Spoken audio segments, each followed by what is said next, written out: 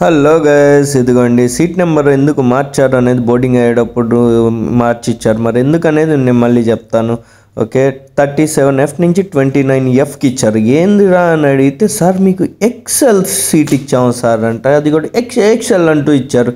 ఏందో అర్థం కాలేదు, సర్లే కానీ అని చెప్పి వస్తే తీరా చూస్తే ఇదిగోండి ఇది మనకి ఇచ్చిన సీట్. కాళ్ళు చక్కగా జాపుకొని కూర్చోండి సార్ అన్నారు. సరే let's go, by by to Hyderabad and let's go to Shirdi. Okay, తర్వాత వీడియోలు షిరిడి వస్తాయి. పొద్దున హైదరాబాద్ వచ్చింది, ఇప్పుడేమో షిరిడి వెళ్తున్నాం అనమాట. మనం ఫుల్ ప్యాక్ అనమాట, వరుసగా 3 రోజులు మనకి విషయం అది. Okay, so let's take land of. మీలో ఎంతమంది షిరిడి వెళ్ళారు, ఎంతమందికి వెళ్ళటం ఇష్టం, ఎంతమంది వెళ్ళాలనుకుంటున్నారు నాకు మెసేజ్ చేసేయండి.